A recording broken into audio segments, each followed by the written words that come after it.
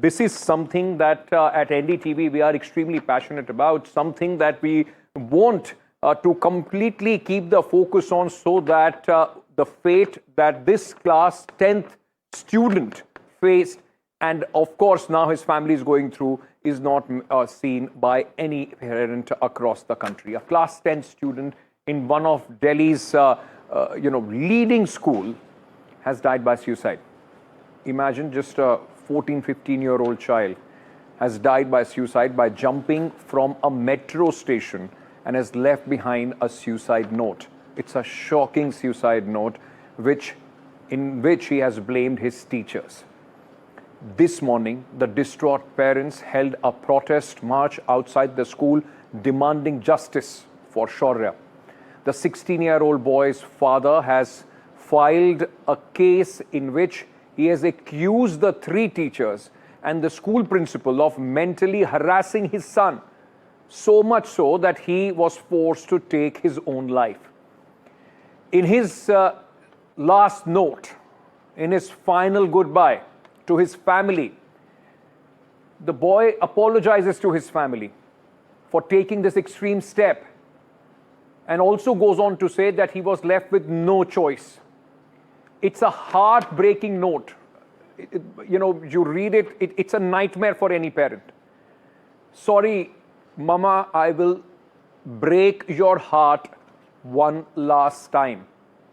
I can't imagine what that mother would have gone through when she would have learnt about this and would have, in fact, read this note. The last words are heartbreaking. Let's just go on, and I will in fact get you some more details of this.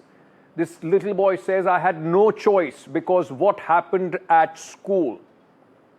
He felt so dejected that he thought that's the end of the line for him. The boy in his note also writes, teachers behave badly with me. Then he goes on to in fact tell the parents in details what happened. Please take action against the principal and the teachers. That was the desperate cry of a child who saw no light at the end of the tunnel. And imagine, he had a full life ahead of him, just in class 10th, 15 years old.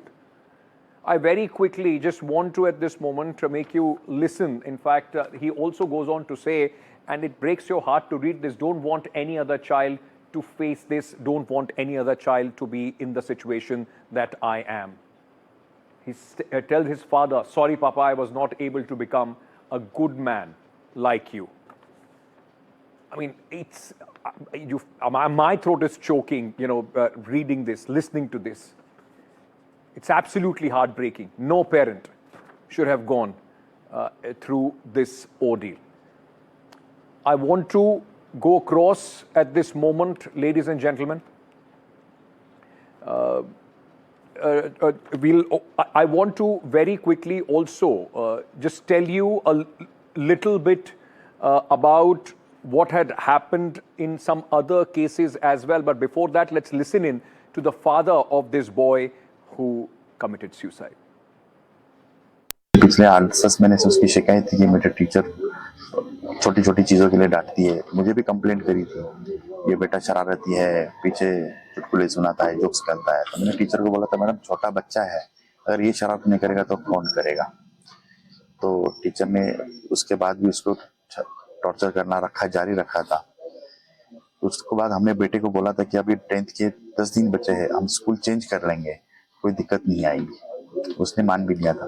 लेकिन 3 दिन पहले उसके साथ जो युक्ति महाजन madam ने बोला था, वो पेरेंट्स को बोला कि हम टीसी देंगे तेरा और स्कूल से निकाल देंगे।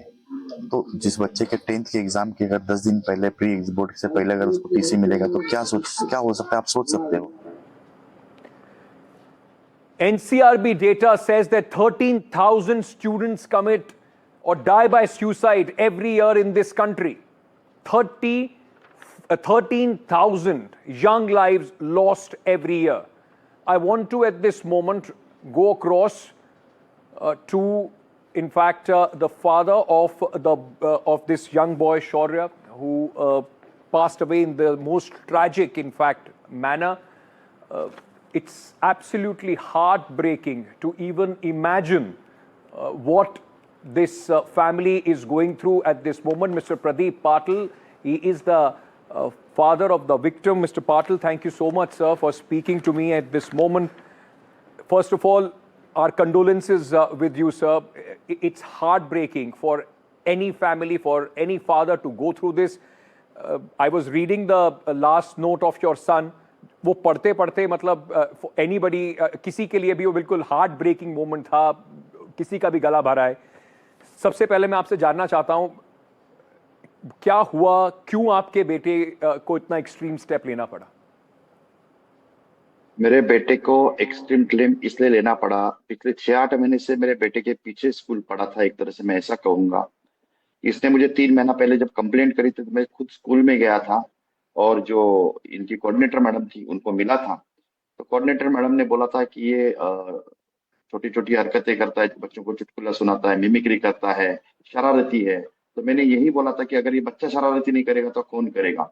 और मैंने उस टाइम बोला था कि मुझे मार्क्स का टेंशन नहीं, हम बच्चा को बनाने के लिए आपके यहाँ पे भेजते हैं.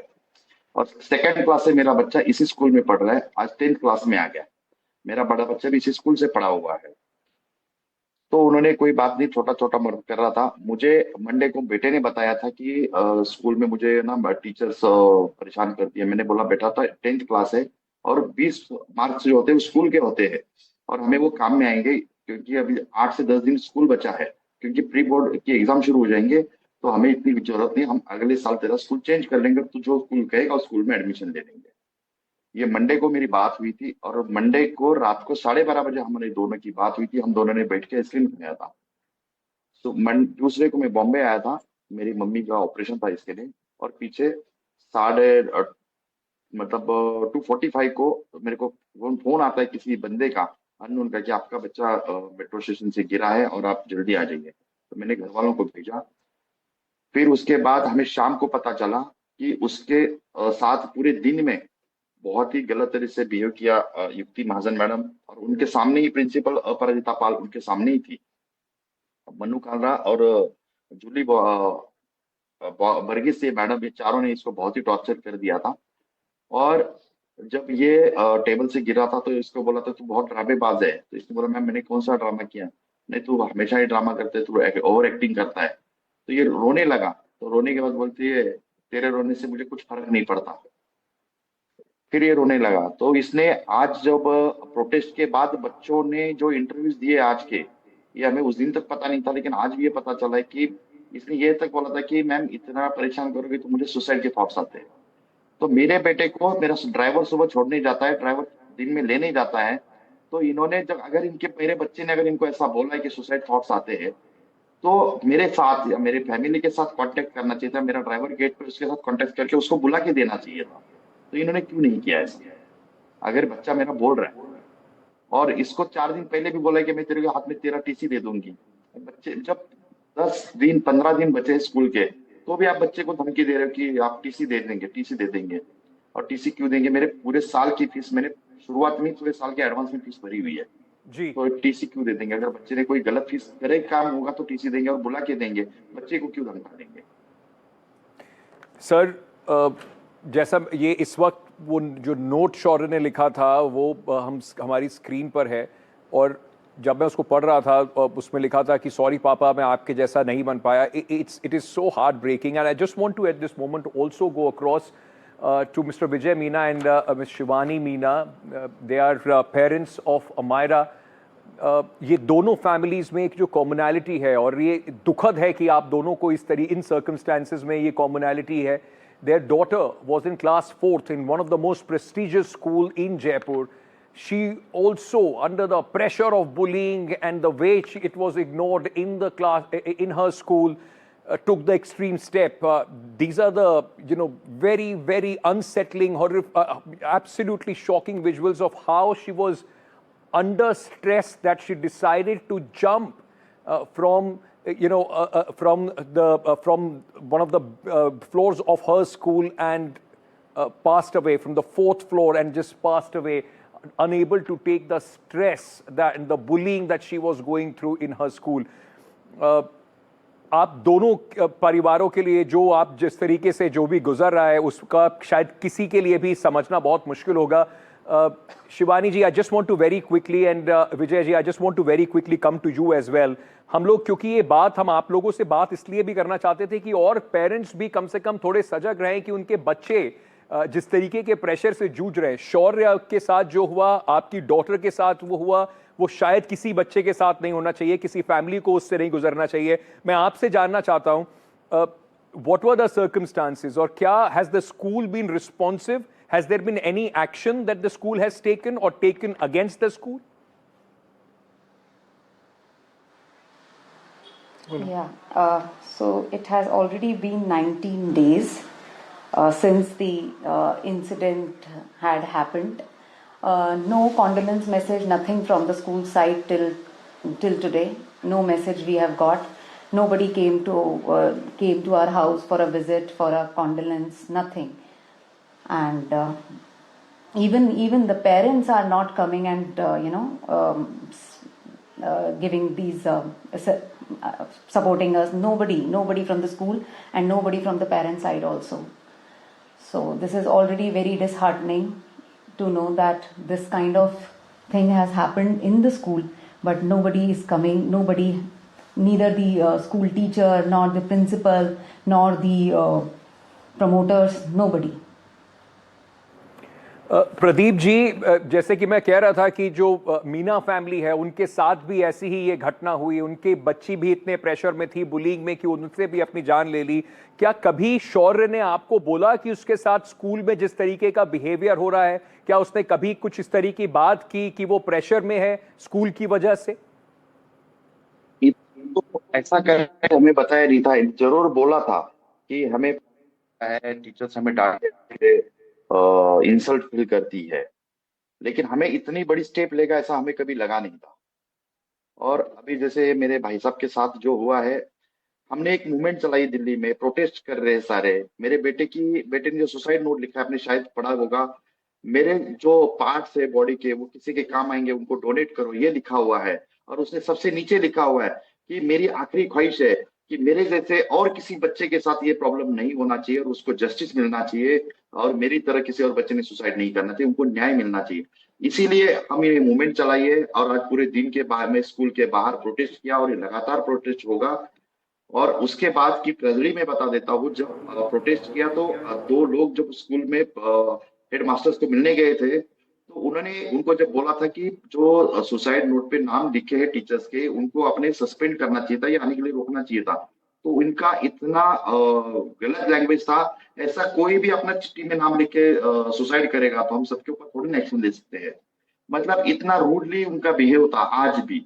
इसीलिए हम ये चाहते हैं कि हमारे बेटे की इच्छा पूरी हो। और ये हमारे या ये जयपुर वाले फैमिली के साथ नहीं है, देश में बहुत सारी फैमिलियों के साथ ऐसा होता है, लेकिन मीडिया के सामने आने के लिए हर कोई बच्चा करता नहीं है, हर किसी के सामने मीडिया पहुंचती नहीं है।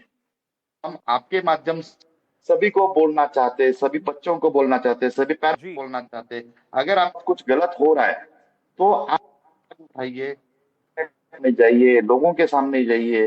अगर सच में गलत हो रहा है तो बच्चों को न्याय देना चाहिए। हम बच्चों को पढ़ाने के लिए भेजते हैं, ये स्कूल कोई कत्ल खाना नहीं है। स्कूल में हमारे बच्चे पेरेंट्स के पास कम होते हैं और स्कूल में ज्यादा होते हैं। अगर हम बिजनेसमैन है तो सुबह हम उठने से पहले बच्चे स्कूल जाते हैं और हम रात को 8 बजे जाते हैं और बच्चे जाते हैं, तो बाप के पास बच्चे के पास 2 घंटे होते हैं। You know, and Mr. Vijay, you know, when you send your child to a school, you send them to a safe space. You think that that is the space where they are not only safe, they are being in fact formed into the citizens of tomorrow. The response of the school, and both these schools are top schools in Delhi, in Jaipur.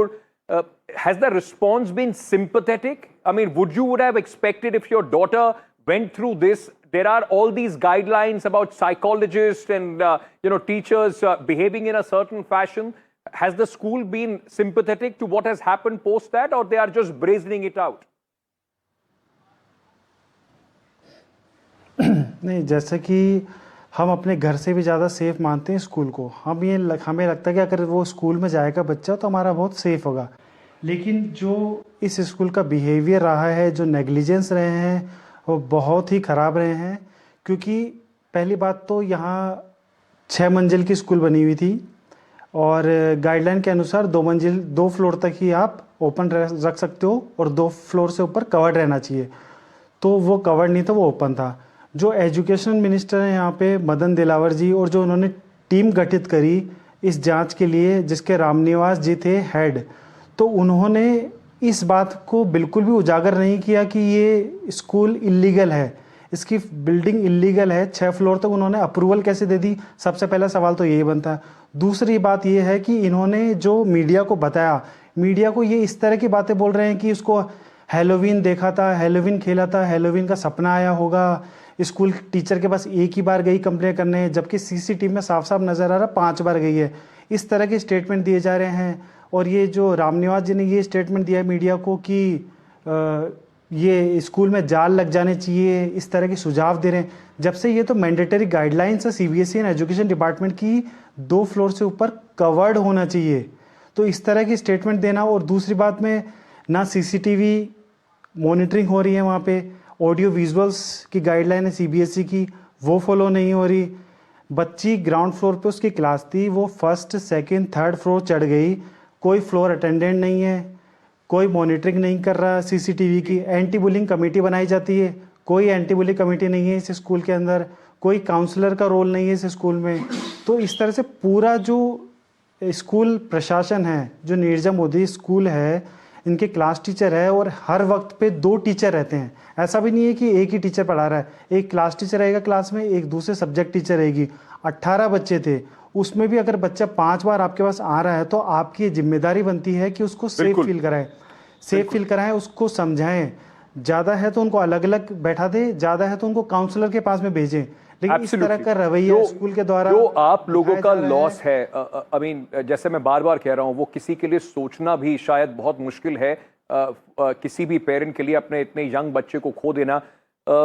Pradeep ji, आज जब आप शौर्य को याद कर रहे हैं या शौर्य के बारे में सोच रहे हैं, क्योंकि वो जो मैं देख रहा था लेटर, उसने अपनी मदर से अपोलोजाइज किया, आपसे भी माफी मांगी कि वो उस तरह का, आज आप शौर्य को जब उसके बारे में सोच रहे हैं सर, तो किस तरीके, कैसा शौर्य आपको आज दिखाई पड़ रहा है, उसके बारे में अगर आप हमें कुछ बता सके तो। आज ही हमने उसको अंतिम विदाई दी है, आज ही दिया है सुबह 12:30 बजे, और हम भूल नहीं पा रहे, लेकिन हम बहुत ही मन स्ट्रांग करके सामने आ रहे हैं मीडिया के सामने, सिर्फ और सिर्फ बच्चों को न्याय देने के लिए। उसकी अंतिम इच्छा थी कि मुझे न्याय चाहिए, कि जब तक ये टीचर्स को सजा नहीं मिलती। इसके लिए हम, ऐसा कौन सा बाप होता है कि जिन्होंने आज सुबह 12:30 बजे उसको अग्नि दिया और आज आपके सामने बात कर रहे हैं। लेकिन मुझे मेरा बच्चा वापस नहीं मिलेगा, मुझे पता है। कल 4 बजे जब प्रिंसिपल का फोन है तो मैंने यही बोला था कि आओ बोलते हम आपके साथ है। मैंने बोला मुझे मेरा बच्चा दे सकते हो तो आप दे दीजिए, मुझे पता है मेरा बच्चा नहीं आएगा, लेकिन मुझे जितने बच्चे की तकलीफ हो रही है वो सारे मेरे बच्चे की तरह है, और मैं नहीं चाहता कि किसी बच्चे के साथ ऐसा दोबारा हो। इसीलिए हम आज भी इस सामने खड़े हैं, और मैं सबको अपील करता हूं कि ऐसा जिसके साथ भी हो, उन्होंने तुरंत स्कूल में बताना चाहिए, एक्शन लेना चाहिए। शिवानी जी, आप would you like to tell our viewers a little bit about Amira, because आप भी नहीं चाहेंगी that this is the last thing that people remember of her, isn't it? No, I don't want it. Regarding Amira was just 9 years old. She could not maybe she could not write a letter to us in the end before she jumped or she fell off from that floor. But she went 9 times in the last 2 days to the teacher to complain against bullying. So Amira was a great child, a very happy child. protesting. And we are going for a protest in Jaipur on 22nd, which is Saturday. A peaceful protest and a candle march. We just want that some action should happen, and it should happen very fast. I mean, already 20 days have passed. We want the people whom we are approaching, the police and the education cell, they should take some actions now. Now this is the time of action, because justice, if delayed, it is almost denied. Absolutely. That's all. That's all I want to say. Well, that will be the true tribute to both these young kids, those who had their whole life in front of them. Now they have left a big void for their families, for their parents. It's a heavy burden that they are going to, in fact, bear for the rest of their lives. My condolences to both of you. And, we promise you here on NDTV, at least we'll keep asking this question that no other parent has to go through this kind of an ordeal. We are hoping that the National Child Protection body, the commission, the NCPCR, they step in, notices are issued to these schools, and at least investigation, a fair investigation is undertaken so that lessons can be learned and no other child has to go through this, no other family has to go through this. Thank you so much.